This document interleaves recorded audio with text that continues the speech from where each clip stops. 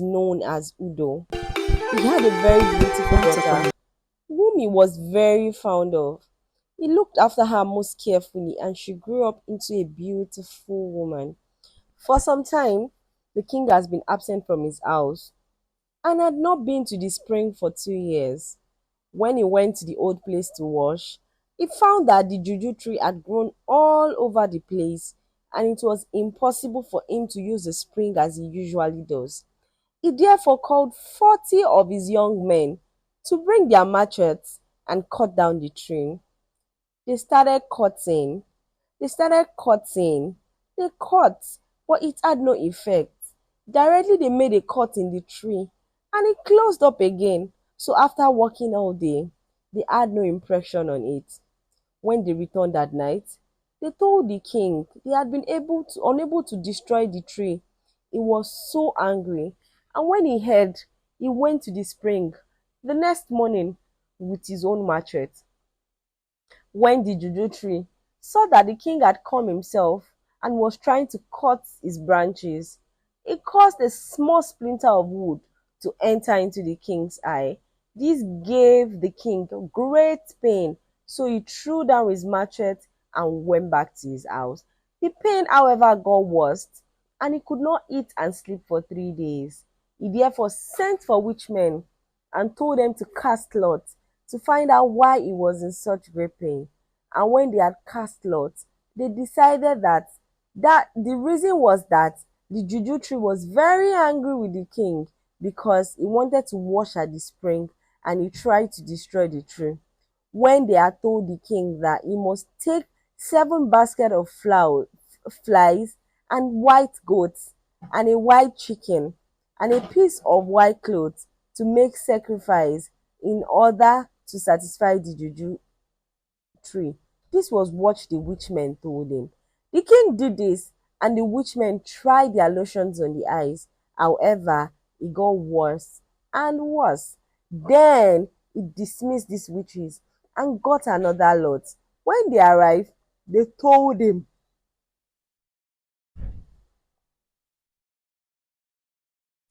When they arrived, they told the king, although they could do nothing themselves to relieve his pain, however, they knew one man who lived in the spirit land who could cure him. So the king told them to send for him at once. And guess what? The spirit man arrived the next day. Then the spirit man said, before I do anything to your eye, what will you give me? So King Udo said, I will give you half of my town with the people in it, also 7 cows and some money.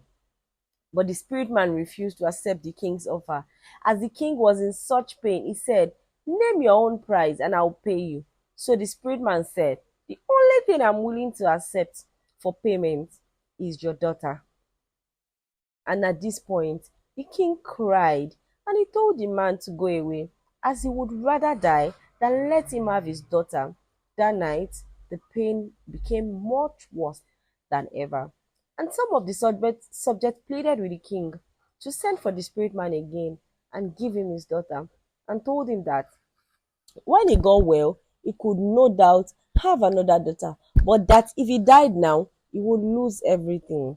The king then sent for the spirit man again quickly, and in great grief, the king handed his daughter to the spirit man. The spirit man went out to the bush and collected some leaves, which he soaked in water and beat up. The juice he poured in the king's eye and told him when that he should wash his face in the morning. He will be able to see what was troubling him in the eye. The king tried to persuade him to stay the night, but the spirit man refused and departed that night to the spirit land. He departed that night to the spirit land, taking the king's daughter with him. Before it was light, the king rose up and washed his face and found the small splinter from the juju tree, which has been troubling him, drop out of his eye, and the pain stopped. He was well again. When he came to his proper senses, he realized he had sacrificed his daughter for one of his eye, so he made an order that there should be general mourning throughout his kingdom for 3 years. For the first 2 years of the mourning, the king's daughter was put in a fattening house by the spirit man and was given food.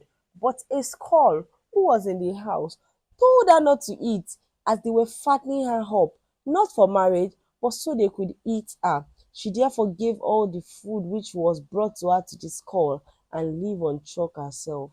Towards the end of the third year, the spirit man brought some of his friends to see the king's daughter and told them he would kill her the next day and they would have a good feast of her. When she woke up in the morning, the spirit man brought her food as usual, but the skull, who wanted to preserve her life, said to her, called her into the room and told her what was going to happen later in the day. She handed the food to the skull and he said, when the spirit man goes to the wood with his friends to prepare for the feast, you must run back to your father. Then he gave her some medicine which would make her strong for the journey. He also told her directions as to the road, telling her that there are two roads, but that when she came to the parting of the ways, she was to drop some medicine on the ground and the two roads would become one. He then told her to leave by the back door and go through the wood until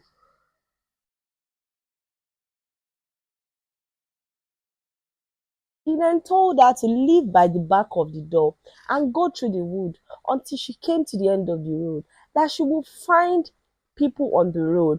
But however, when she passed through them, she has to be silent, as if she greets them, they will know she's a stranger in the spirit land and might try to kill her. She was also not to turn around if anyone called to reach her, but was to go straight until she gets to her father's house. After thanking the skull for his kind advice, the king's daughter started off, and when she reached the end of the town and found the road, she ran for 3 hours and at last arrived at the branch road. There she dropped the medicine, and the two roads became one. So she went on straight and never saluted anybody or turned back, although several people called her. About the time the spirit man had returned from the wood and went to the house, only to find the king's daughter absent. He asked the skull where she was, and he replied she had gone out by the back door, but he did not know where she had gone to. Being a spirit, however, he soon guessed she has gone back home, so he followed as quickly as possible, shouting out all the time. When the girl heard his voice, she ran as fast as she could and at last arrived at her father's house. She told him to at once take a cow, pig, sheep, goat, a dog, and a chicken, and 7 eggs, and cut them into 7 parts as a sacrifice, and put them on the road, so that when the spirit man saw these things, he would stop and not enter the town. This the king did immediately, and made the sacrifice as his daughter told him. When the spirit man saw the sacrifice on the road, he sat down and at once began to eat. So when he was satisfied with his appetite, he packed up the remainder and returned to the spirit land, not troubling any more about the king's daughter.